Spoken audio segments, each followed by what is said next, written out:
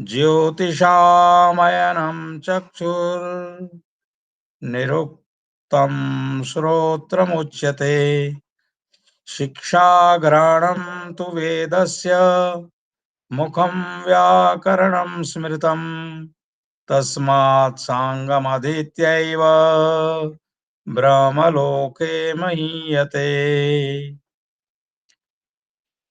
छन्दः पादौ तु वेदस्य।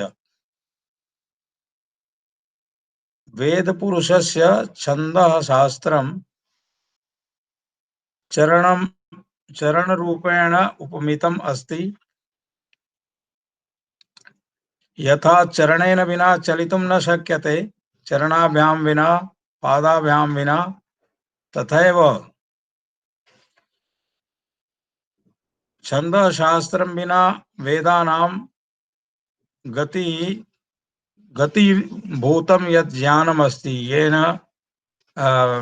वेदपुरुषः चलति, तस्य ज्ञानं न भवति। अतः इदानीं छन्दोऽलङ्कारस्य किञ्चित् परिचयं पठामः। भवन्तः पुरतः पश्यन्ति? पुरतः दृश्यते वा? स्क्रीन् दृश्यते वा? आम्, दृश्यते दृश्यते। अच्छा, तर्हि छन्दोऽलङ्कार विषये किञ्चित् पठामः। पाणिनिमहर्षे मतेन छन्द शब्द छन्द धातोः निष्पन्नः चदि आलादने दीप्तौ च, अतः आनंद प्रदानं चेतनायाः उद्दीपनं च छन्दसः कार्यम् इति कथयितुं शक्नुमः। छन्दोहीन रचनापेक्षया छन्दोबद्धा रचना शीघ्रतया स्मर्तुम् अधिककालं च धारयितुं शक्यते। तस्याः कापि महत्तरा नैसर्गिकी शक्तिः ध्वनेः तीव्रतरं रूपं भाषायाः भावस्य च उत्कर्षकारकं सामर्थ्यं भवति इति श्री अरविन्दः कथयति। पाणिनीय शिक्षायां वेदं पुरुषं मत्वा छन्दसः तस्य पादद्वयम् इति वर्णितम्। तद्यथा छन्दः पादौ तु वेदस्य हस्तौ कल्पोऽथ पठ्यते। ज्योतिषाम् अयनं चक्षुर्निरुक्तं श्रोत्रमुच्यते। शिक्षाघ्राणं तु वेदस्य मुखं व्याकरणं स्मृतम्। तस्मात् साङ्गमधीत्यैव ब्रह्मलोके महीयते। छन्दशास्त्रस्य प्रवर्तकः आचार्यः पिङ्गलः। पिङ्गलमुनिप्रणीते छन्दशास्त्रे अष्टाध्यायाः सन्ति। तत्र प्रथमतः चतुर्थाध्यायस्य सप्तमं सूत्रं यावत् वैदिकछन्दसां तदनु लौकिकछन्दसां वर्णनम् अस्ति। अस्माभिः प्रकाशिते वेदप्रवेश इति वैदिकछन्दसां परिचयः वर्तते। इदानीं वयं छन्दसां प्रकारान्, तेषां स्वरूपं वयं पठामः।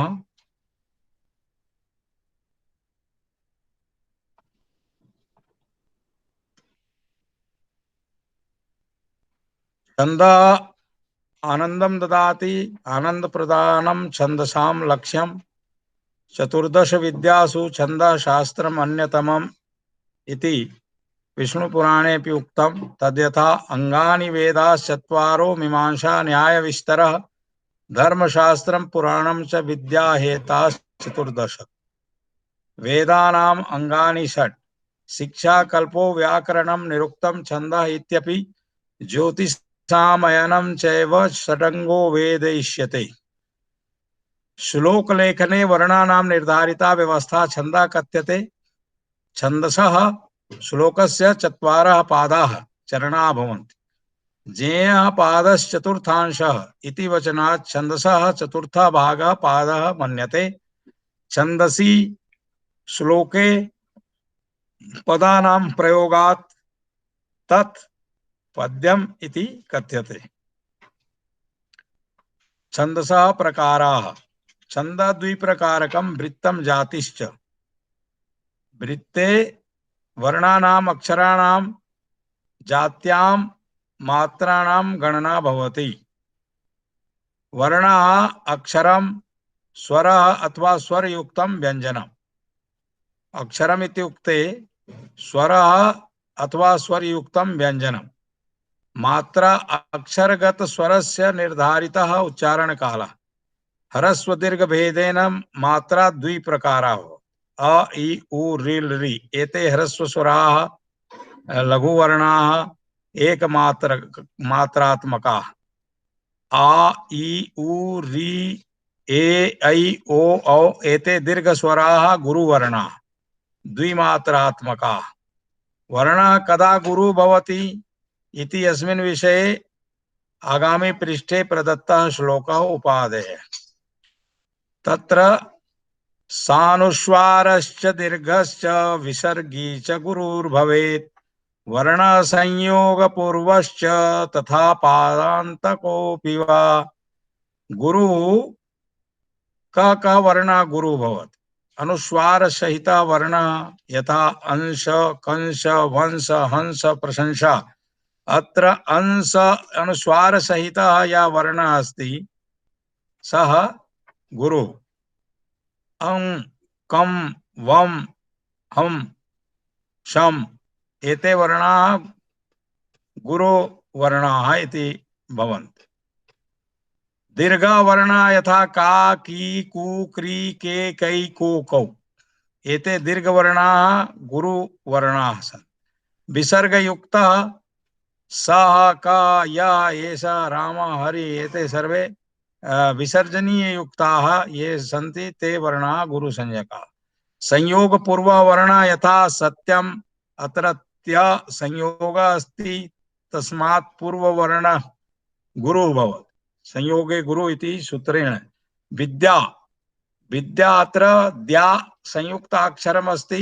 तस्मात् पूर्वम् ईश्वरः गुरुवर्णः उच्यते बुद्धिः अत्र दकार दकारयोः संयोगः अस्ति अतः भू अत्र ह्रस्व उकारः गुरु अत्र स मी वी भू गुरुवर्णाः यतो हि तेभ्यः परं संयुक्तः वर्णः त्य थ्य द्या धि अस्ति पादांत वर्ण पादस्य अन्ते आवश्यकतानुसारं वर्णः लघु अथवा गुरु भवति एकमात्रात्मकस्य अर्थे एतत् चिह्नं भवति एकमात्रात्मकस्य अर्थे तादृशं चिह्नं भवति ज्ञातव्यम् लघु चिह्नम् एवं क्वचित् क्वचित् अन्य प्रकारेण अपि चिह्नं भवति इदानीं वयं यत् यस्य चिह्नस्य व्यवहारं करिष्यामः एतादृश चिह्नम् अस्ति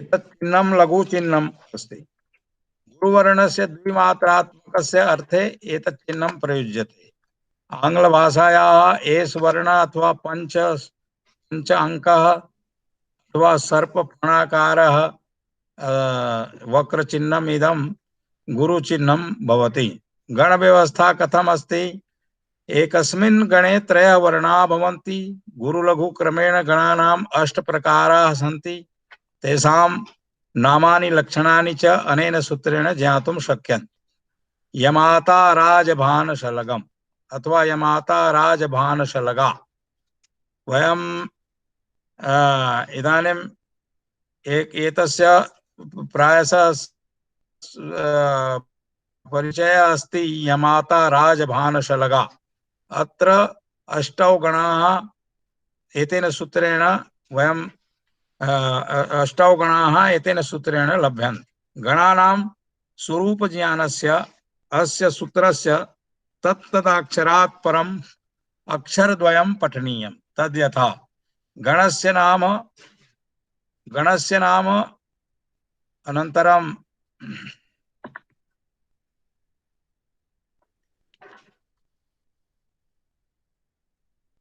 लक्षणं मात्राचिह्नम् उदाहरणं यथा गणस्य नाम अस्ति यगण यमाता तस्य लक्षणं य लघु अस्ति माता गुरु गुरु तस्य उदाहरणं यशोदा। अत्र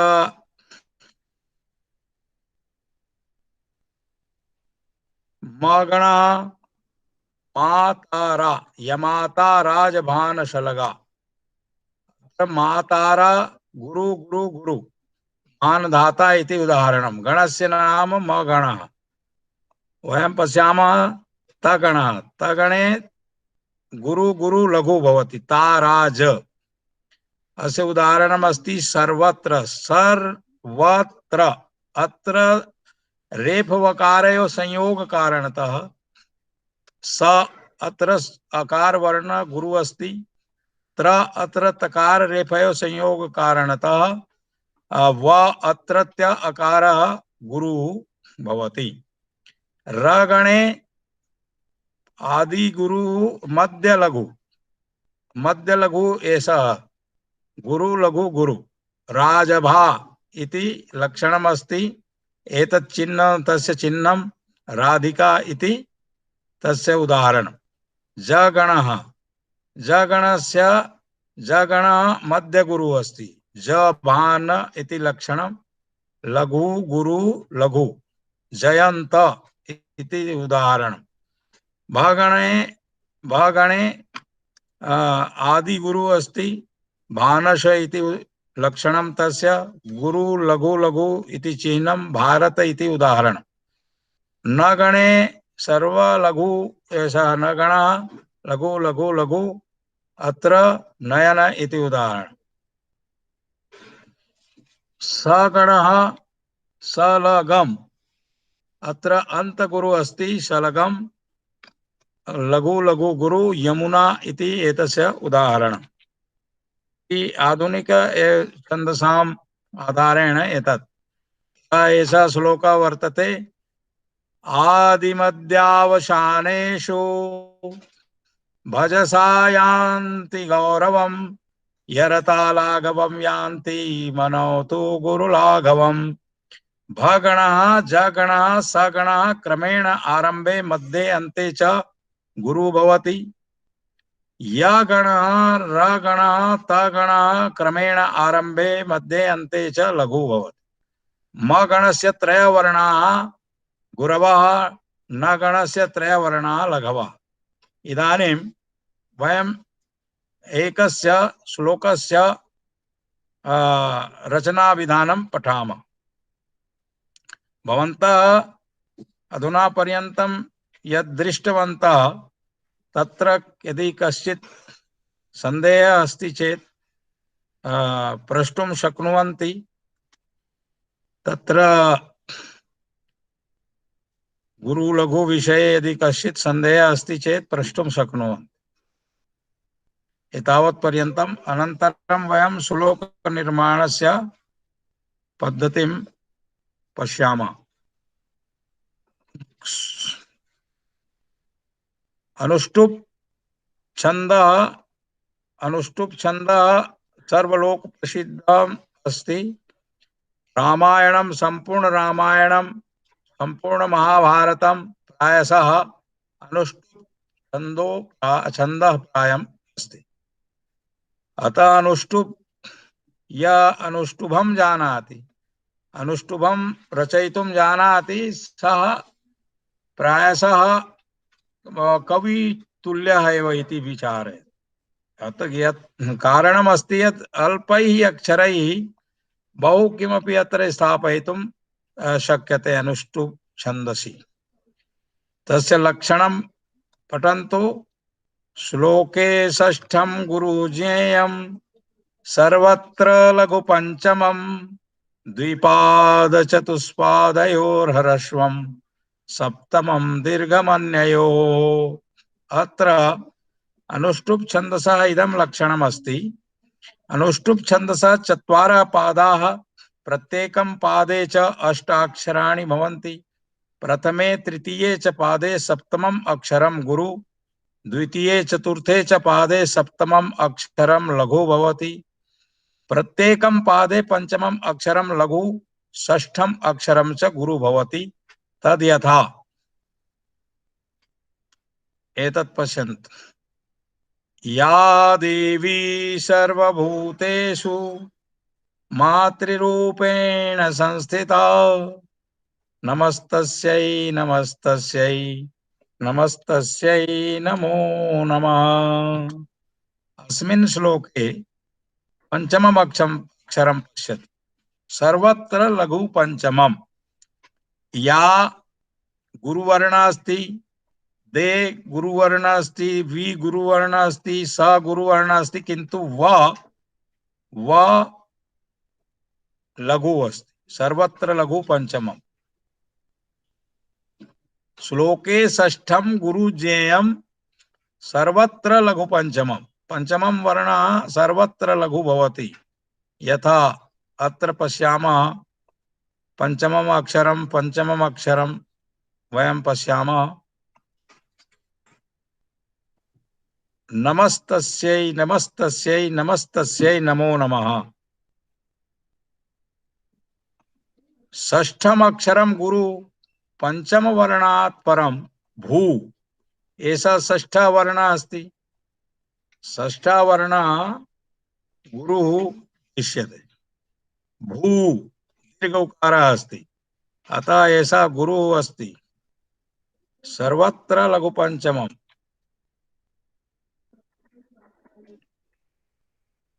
द्विचतुष्पादयोर्हरस्वम्। द्वितीय चतुर्थ पादयो ह्रस्वं भवति। सप्तमं दीर्घमन्ययो।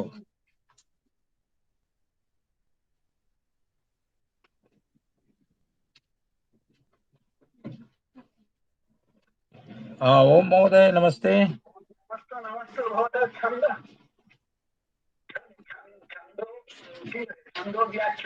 हाँ, किं सम्यक् न रोचते? व्याख्यानम् अत्यधिकम् अस्ति। वस्तु विषयवस्तु अल्पम् अस्ति। अच्छा, तत् करणीयं न समयः नास्ति अधिकं। विषयवस्तु तत् पश्यतु। अस्तु, अद्य नववर्षविषये कुत्रापि आसीत् कस्यापि सन्न्यासिनः गीतम् आसीत्, तत्र केचन प्रमादाः आसन्। आम्। तर्हि मया तत्र शोधितम् अस्ति। अधुना प्रथमपङ्क्ति तस्य अस्ति, द्वितीयामपि अस्ति। तर्हि शृणोतु।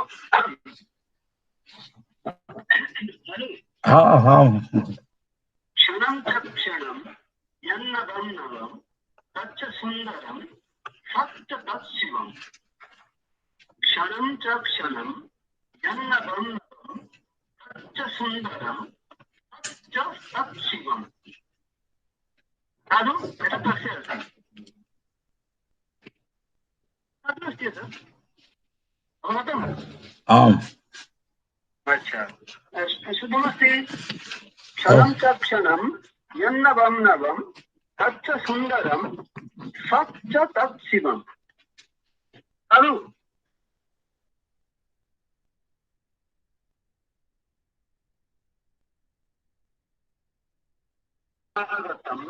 नूतनं शुभं मंगलप्रदं भवतु सिद्धिदम्। अति उत्तमम्। वर्षमागतं नूतनं शुभं मंगलप्रदं भवतु सिद्धिदम्। बहु शोभनम्। कथमस्ति? शुद्धमस्ति? शुद्धमस्ति। सम्यक् अस्ति। भवतः स्तुतिकथं श्रुत्वा मम दुःखं स्फुल्लितम् अभवत्। आरम्भे अवगत। अस्तु, एतत् शुद्धमस्ति? सम्यक् अस्ति महोदय। कुत्रापि दोषः, छन्दो दोषः मम गायामि।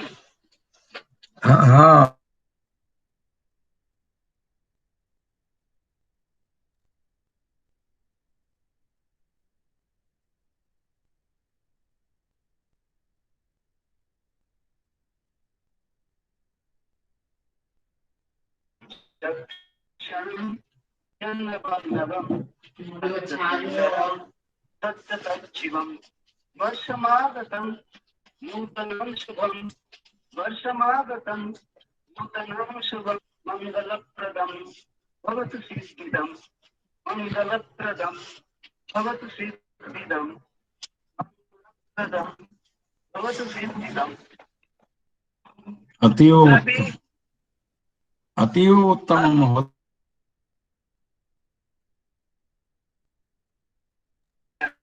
हाँ भवन्तं सावयामि अन्येन केनापि न श्रुतं।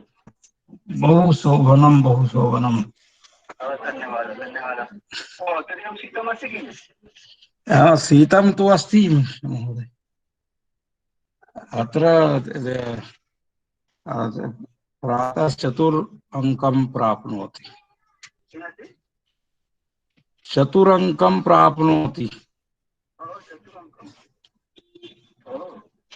प्रतीयते भवतः वस्त्राणि आवृत्य वदति कम्बलम् आवृत्य वदति इति प्रतीयते। तदस्ति कम्बल किं कम्बलधारी वा न न कण्ठधारी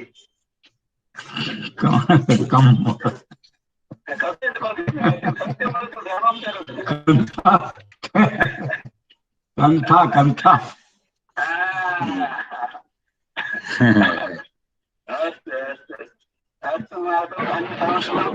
हाँ सर्वं सम्यक् अस्ति।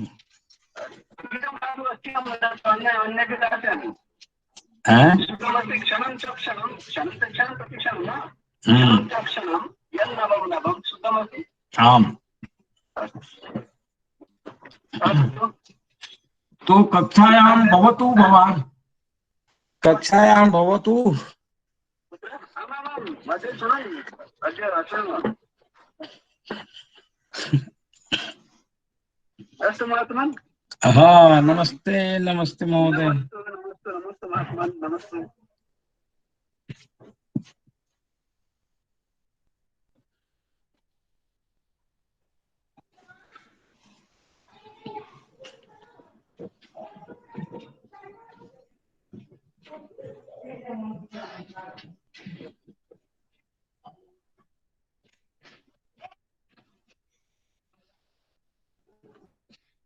फलकं दृश्यते वा?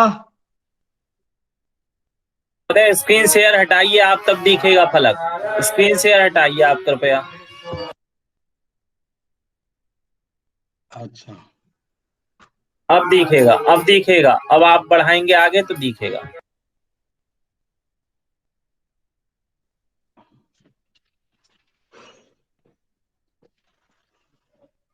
हाँ पश्यन्तु।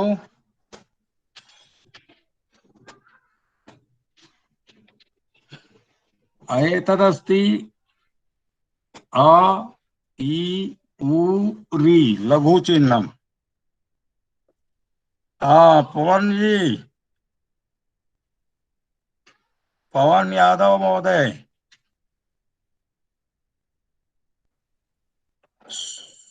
सोनी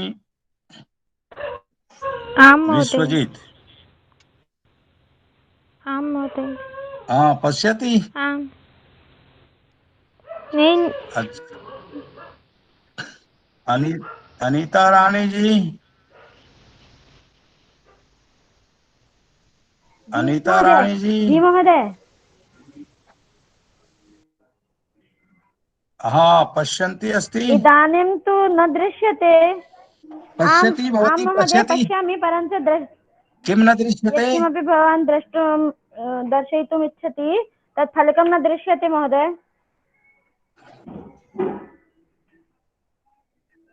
एते वर्णा फलकं न न दृश्यते। महोदय, प्रायशः अत्र अन्तर्जाली समस्या वर्तते प्रायशः। फलकं पश्यति फलकं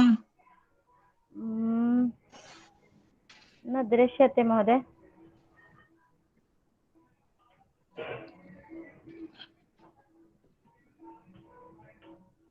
भवतः हस्ते अस्ति खलु फलकं महोदय? अस्तु पश्य ध्वनिं शृण्वन्ति खलु? आम्, ध्वनिं आम्। सम्यक् रूपेण शृण्वन्ति? आम् महोदय, भवतः ध्वनिः आयाति।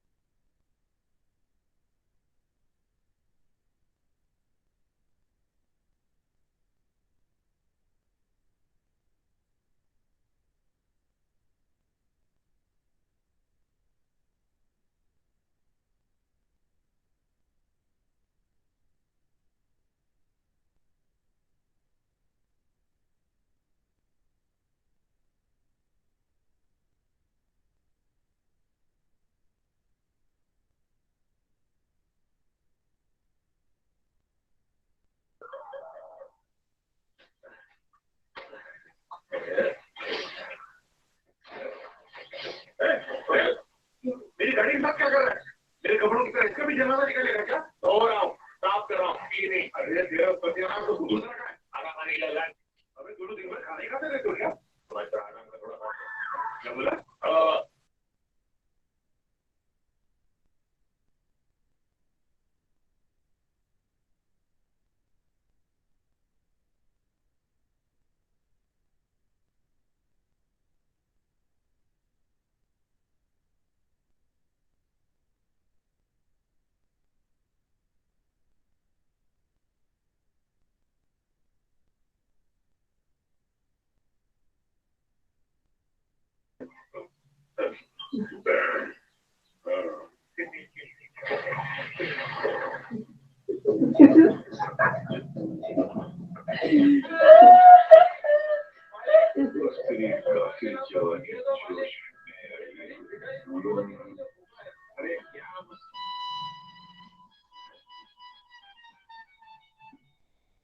पैसे डालिए मालिक।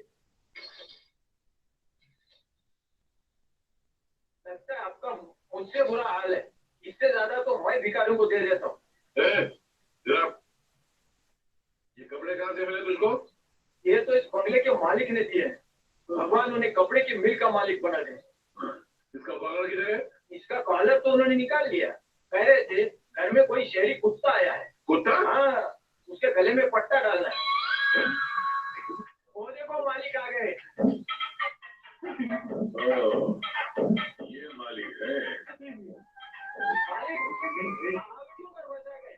ये आपसे बड़ा जाने नहीं है। ये देखो सब कोई भिखारी ने। मालिक, एक लाख का बुलाई है।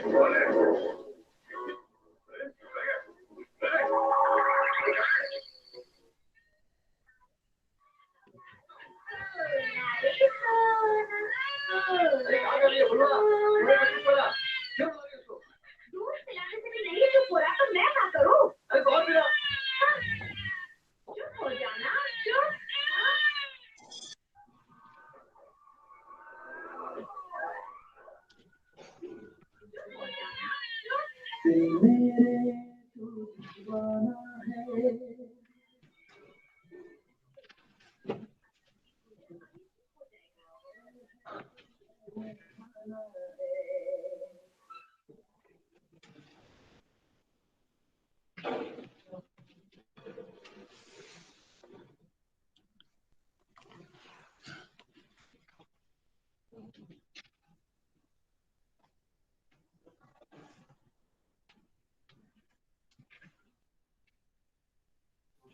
श्रूयते आचार्य?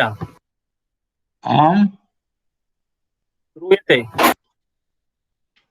हाँ हाँ।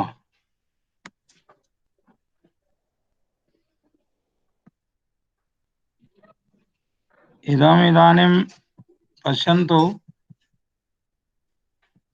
का श्याम फलक न दृश्यते महोदय, श्याम फलकम न दृश्यते।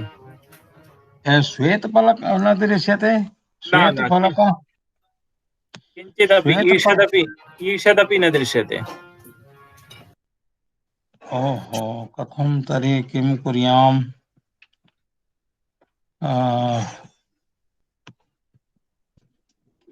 कदाचित् अधुना किञ्चित् एतादृश समीपमानयन्ति चेत् दृश्येत कदाचित्। हाँ एतत् इदानीं पश्यन्तु। इदानीं दृश्यते। अच्छा दृश्यते।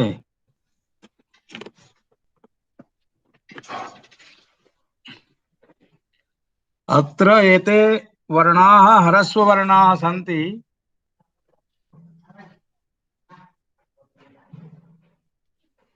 ह्रस्ववर्णानां लघु संज्ञा भवति, अतः एतेषां लघु चिह्नम् इदं वर्तते। लघु चिह्नं गुरूणाम् इदं गुरुचिह्नम्। एते सर्वे दीर्घवर्णाः सन्ति, अतः एतेषां दीर्घचिह्नेन अत्र अभिज्ञानं भवति। अत्र वयं यदि किञ्चित् पृष्ठे गच्छन्ति न एतद् लैपटॉप तः, हाँ तदा सम्यक् दृश्येत कदाचित्। भवन्तः बहु समीपे उपविष्टाः सन्ति प्रायः, किञ्चित् दूरे। अच्छा हाँ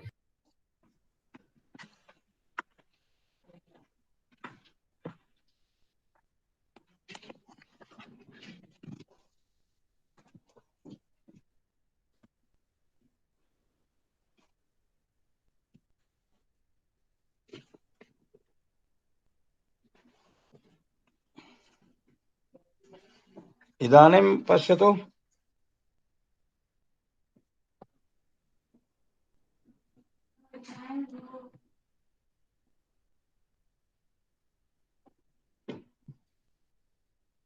इदानीं दृश्यते किम्?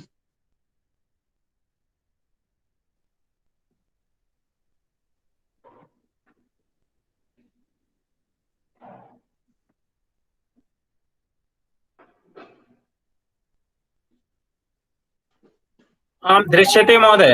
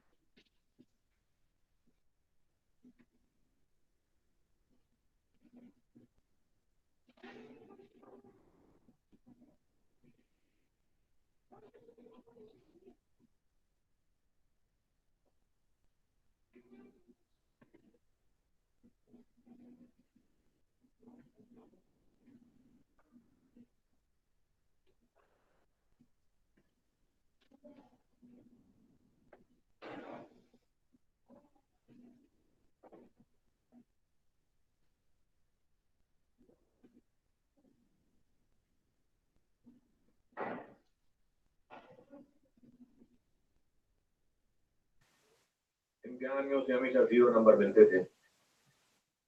0 नंबर पाकर वो घर जाएगा और फिर पिताजी की मार खानी पड़ेगी, इसलिए वो 0 का 100 बना देता था। लेकिन मार तो उसे तब भी पड़ती थी। वो क्यों?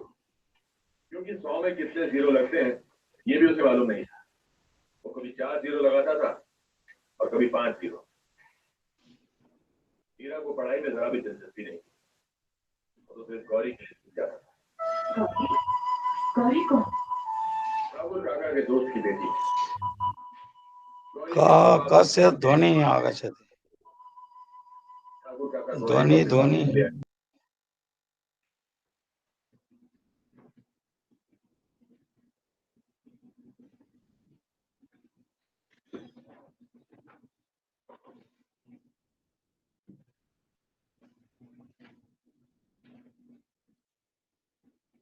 इदानीं दृश्यते किम्?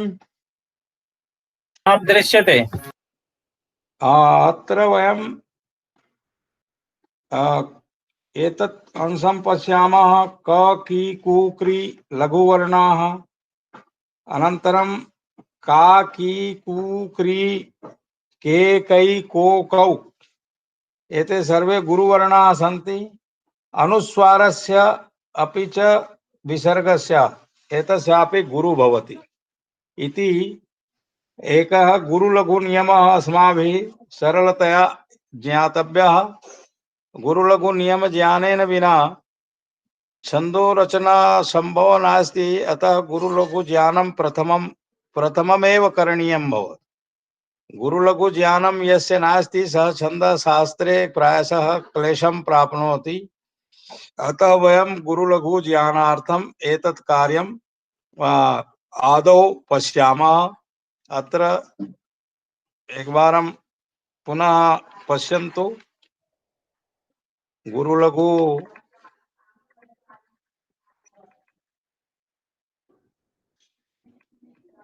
एषः श्लोकः गुरुलघु विषये स्मरणीयः। सानुस्वारश्च दीर्घश्च विसर्गी च गुरुर्भवेत् वर्णः संयोगपूर्वश्च तथा पादान्तगो गुरु।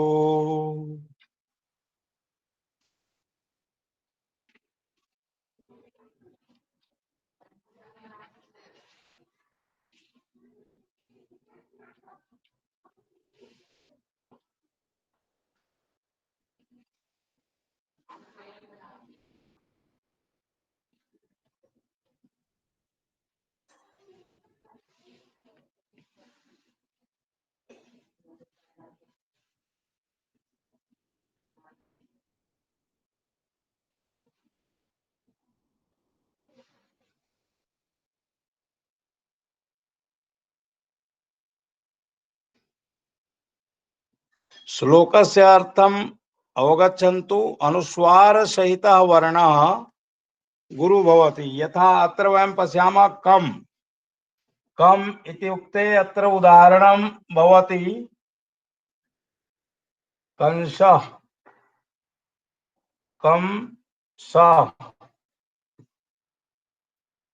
कम् एतस्य गुरुः अस्ति और सः अत्र विसर्जनीय कारणतः एतस्यापि गुरुः अस्ति। कंसः अनुस्वार विसर्जनीय विषये अनुस्वारः सानुस्वारः वर्णः गुरु भवति।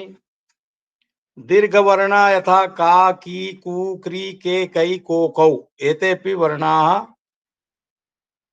दीर्घ वर्णाः गुरवः भवन्ति।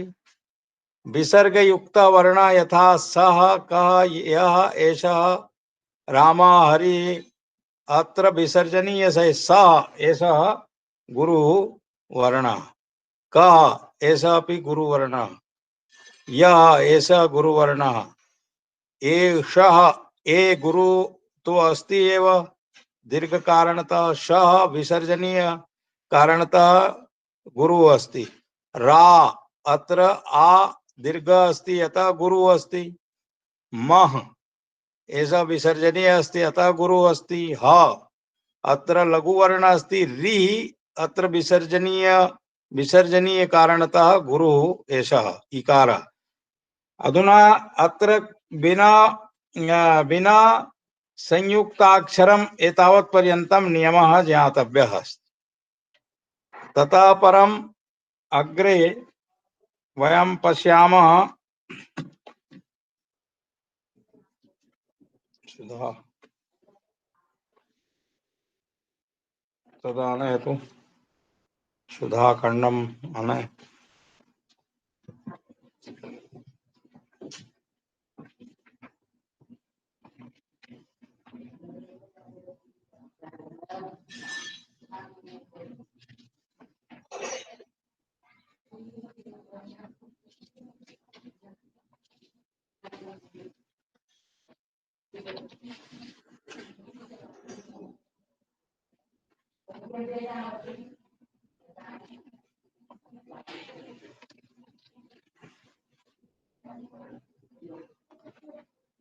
संयोग पूर्व वर्णानां गुरुलघु विषये वयं जानीमः।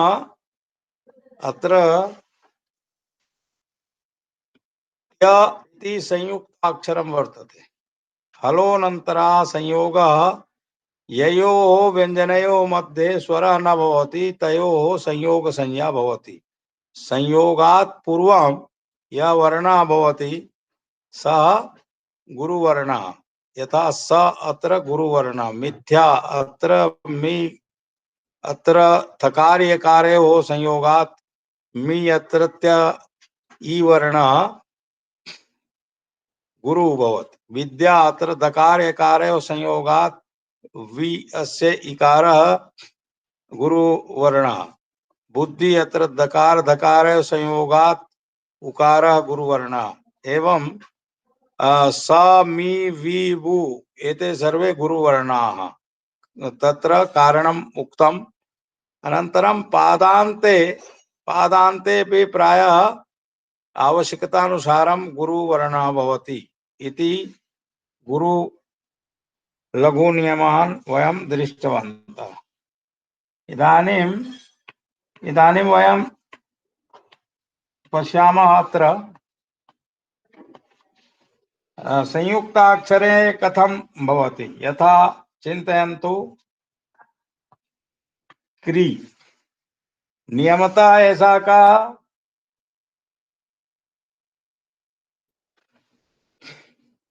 नियमतः लघु अस्ति। कृष्णः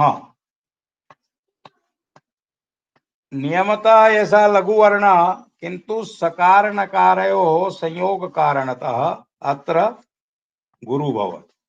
संयोगे संयोग पूर्वः वर्णः गुरु, संयोग पूर्वः।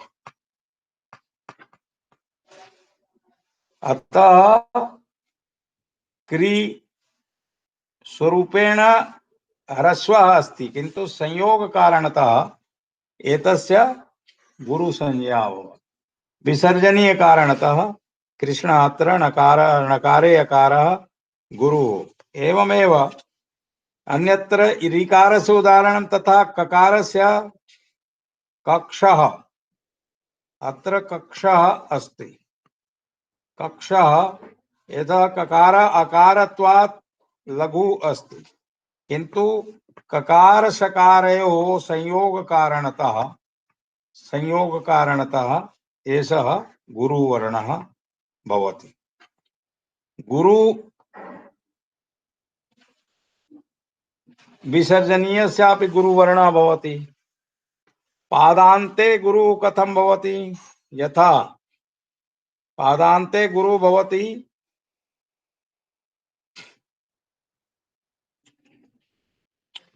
त्वमेव माता च पिता त्वमेव।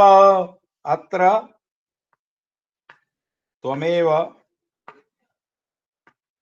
त्वमेव माता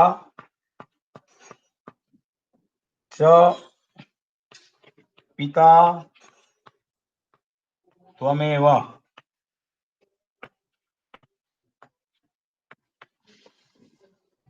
अत्र वयं पश्यामः त्वा लघु अस्ति, मे गुरु अस्ति, वा लघु अस्ति, मा गुरु गुरु ऐसा लघु अस्ति, ऐसा लघु अस्ति, गुरु अस्ति, लघु अस्ति, गुरु अस्ति। नियमतः अंतिमे गुरुत्वं प्राप्नोति। अत्र वा दृश्यते लघु, किंतु पादांत वर्णः अपि कदाचित् अपेक्षानुसारम् आवश्यकतानुसारं गुरु भवति। यदि छन्दसि लघु अपेक्षितं तर्हि तत्र लघु एव भविष्यति, तस्य गुरु कर्तुं न शक्यते। किंतु अत्र गुरु आवश्यकम्, अतः अन्तिमे ह्रस्व अस्ति चेदपि सः गुरुवर्णः भविष्यति। लक्षणम् एतस्य किमस्ति। जतौ जगणः तगणः जतौ जतौ जगौग जतौ जगौग एषः जगणः, एषः तगणः, एषः जगणः। जतौ ज ज गौ गौ उपेन्द्र वज्रा जतौ जगौ उपेन्द्र वज्रा लक्षणम अत्र अस्ति तर्हि अन्तिमे गुरु आवश्यक किन्तु श्लोके तु त्वमेव अत्र अकारः अस्ति अकारस्य लघु भवति किन्तु पादान्ते यत्र आवश्यकता भवति तत्र गुरुत्वं भवति इति श्लोकेन लघु गुरु नियमः यः उक्तः तद् वयम् इदानीं दृष्टवन्तः गुरु लघु नियम ज्ञानेन विना अग्रे क्लेशः भवति अतः गुरु लघु नियमं वयं ज्ञातवन्तः अधुना अस्माकं कार्यं पूर्वं गुरु लघु नियमस्य एव भविष्यति इदानीं किञ्चित् इतोपि पश्यामः गुरु लघु नियमम्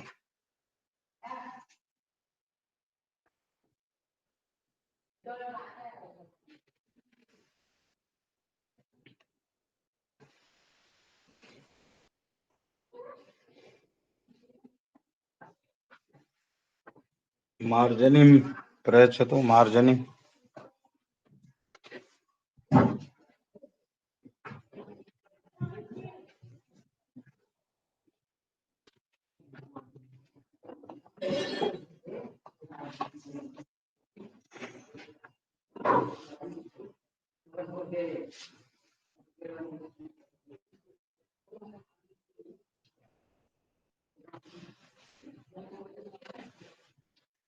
यानि अक्षराणि यथा यथा दर्शयामि तत् सर्वं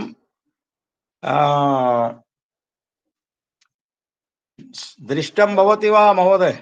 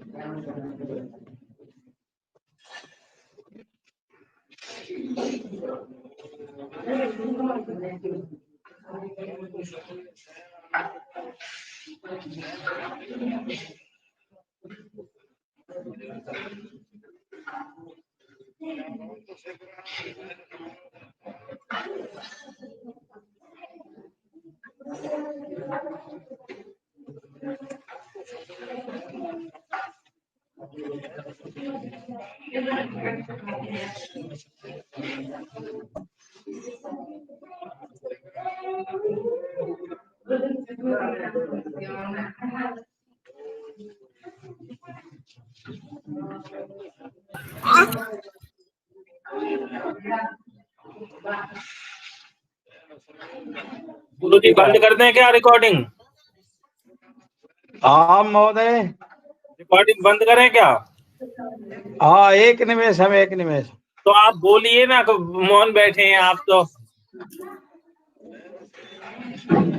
रिकॉर्डिंग चलती महोदय। हाँ, वदामि वदामि। अत्र श्लोक नियमे वयं दृष्टवन्तः पंचमा वर्ण लघु अस्ति, सर्वत्र लघु अस्ति। एवमेव इदानीं वयम् एकम् इतोपि लघु उपस्थापनं पश्यामः। भवन्तः अत्र पश्यन्ति।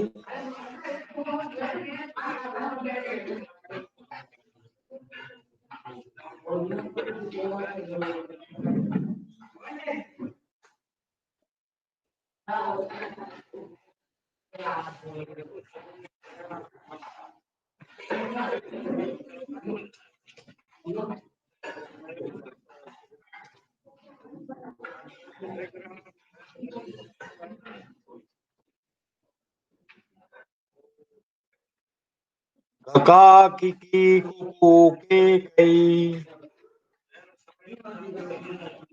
को कौ का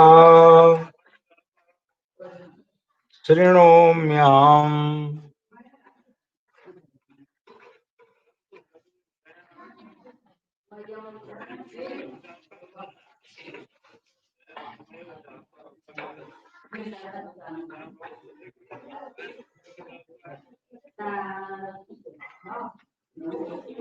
चचा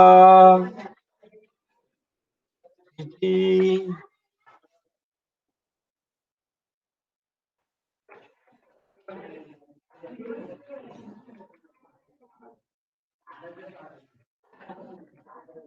ऋतुते चै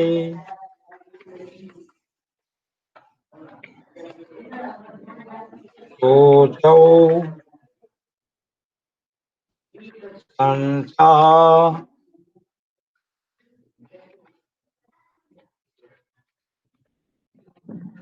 वदाम्यहम्।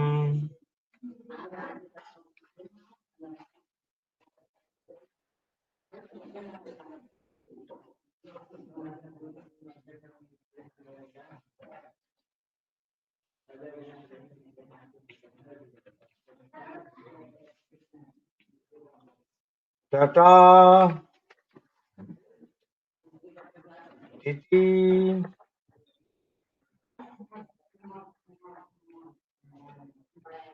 कृतो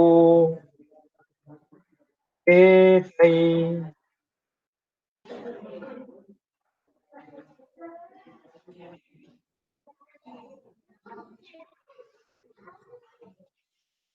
ओटौ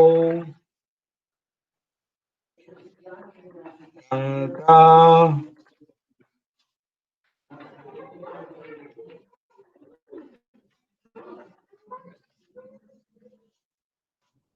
पठाम्यहम्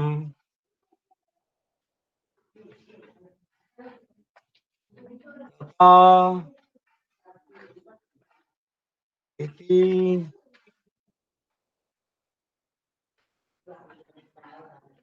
तुतो केतै तोतौ अन्ता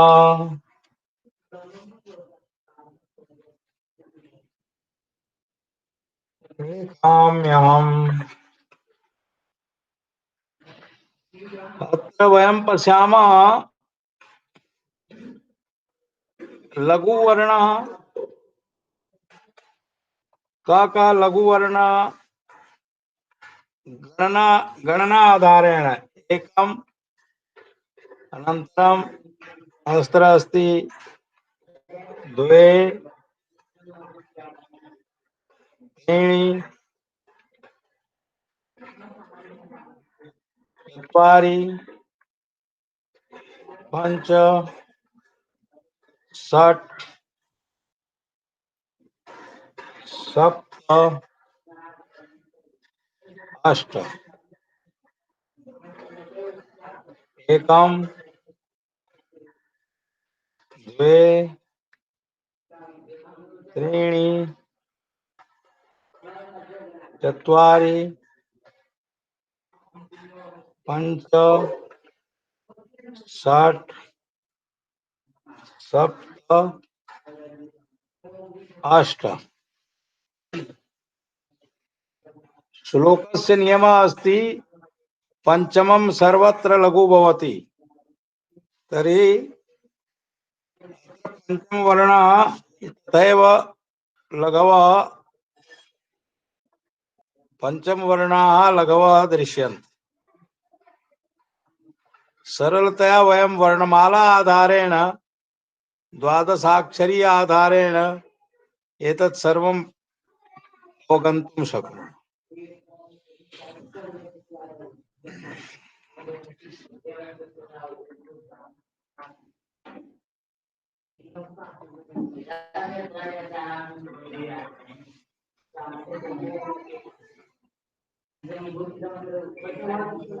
अत्र पंचमम् अक्षरं लघु अस्ति। लघु गुरुलघु नियमानुसारेण एतस्य संपूर्ण गुरुलघु नियमः कः?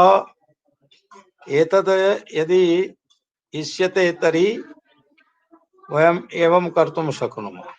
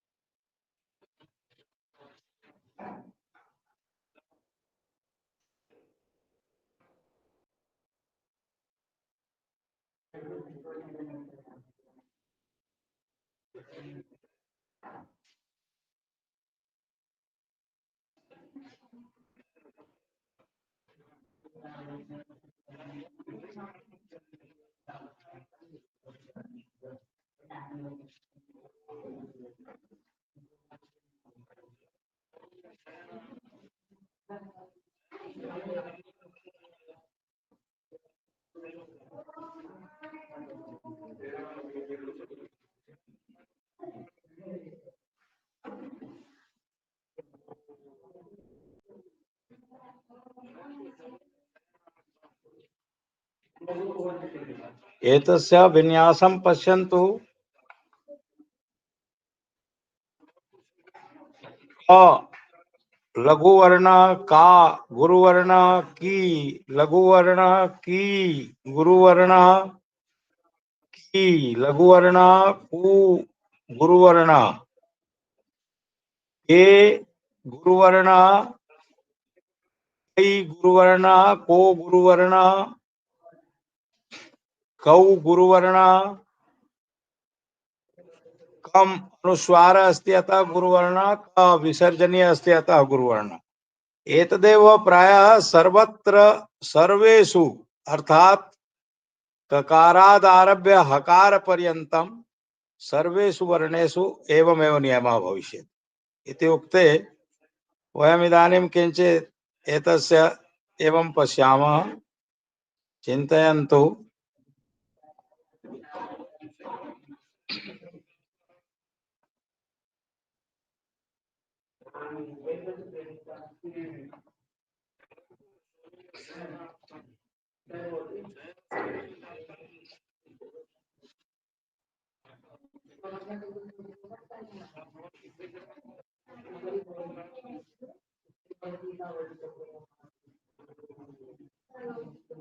ख ग घ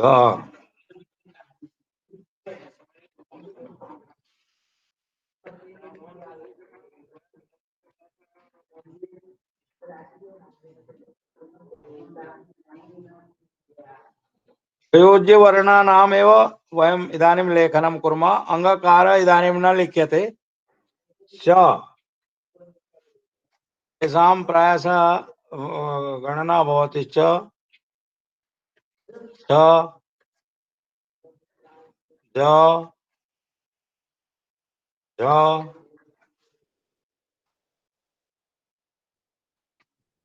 ञ ठ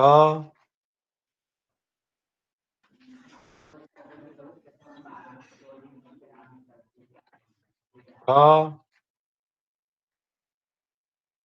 ढ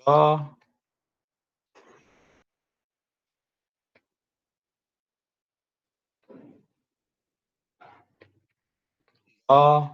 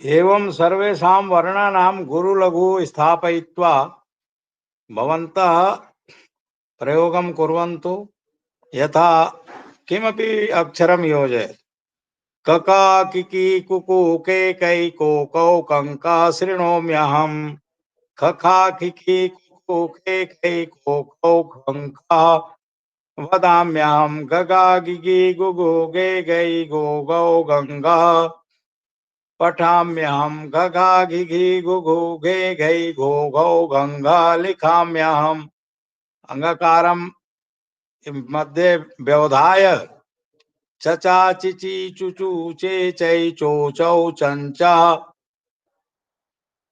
शृणोम्यहं चचा चिची चुचू चे चै चोचौ चंचा वदाम्यहं जजा जिजी जुजु जे जै जोजौ जंजा पठाम्यहं जजा जिजी जुजु जे जै जोजौ जंजा लिखाम्यहं टटा टिटी टुटू टे टै टोटौ टंटा शृणोम्यहं ठठा ठिठी ठुठु ठे ठै ठोठौ ठंठा वदाम्यहं डडा डिडी डुडू डे डै डोडौ डंडा पठाम्यहं डडा डिडी डुडू डे डै डोडौ डंडा लिखाम्यहं तता तिति तुतु ते तै तोतौ तंता शृणोम्यहं तथा तिथि तुथु ते थै थोथौ थंथा वदाम्यहं ददा दिदि दुदु दे दै दोदौ दंदा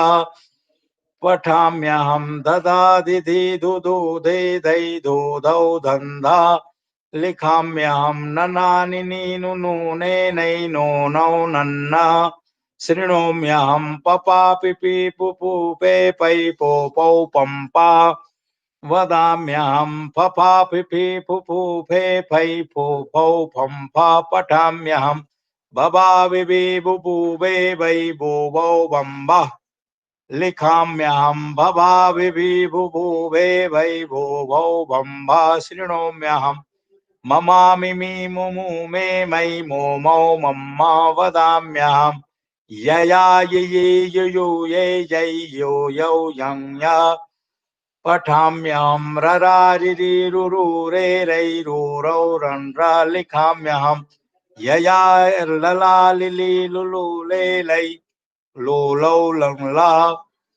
शृणोम्यहं ववा विवि वुवु वे वै वो वौ वं वा पठा वदाम्यहं शशा शिशि शुशु शेषै शोषौ शंसा पठाम्यहं शशा शिशि शुशु शेषै शोषौ शंसा शृणोम्यहं शशा शिशि शुशु शेषै शोषौ शंसा पठाम्यहं हाहि हो हे है हो हौ हं हा लिखाम्यहं ज्ञजा जिजि जिजु ज्ये जै ज्यो जौ झं झा शृणोम्यहम् एवं प्रथमं वर्णेषु छन्दोऽभ्यासः करणीयः। महाकवि कालिदासः अथवा छन्दो निपुणाः ये महाकवयः ते तेषां मेधा आसीत् श्रुत्वा अथवा पठित्वा शीघ्रमेव जानन्ति स्म, किन्तु इदानीम् अस्माकं तावती मेधा नास्ति, अतः प्रतिवर्णं प्रति अक्षरम् अथवा प्रति नियमम् अस्माकं बलाघातस्य आवश्यकता अस्ति। एतदहं समाधानात्मक शिक्षण रूपेण ज्ञापयामि। त्वरा तु विनाशकारिणी भवति। त्वरया विद्या कदापि न लभ्यते। शनैः विद्या शनैः ग्रन्था, शनैः धर्म शनैः विद्या, शनैः शनैः शनैः शनैः विद्यायाः विकासः भवति। शीघ्रता कारणतः वयं बहून् अंशान् त्यजामः। तत्र अस्माकं व्यापिका दृष्टिः न निर्मीयते।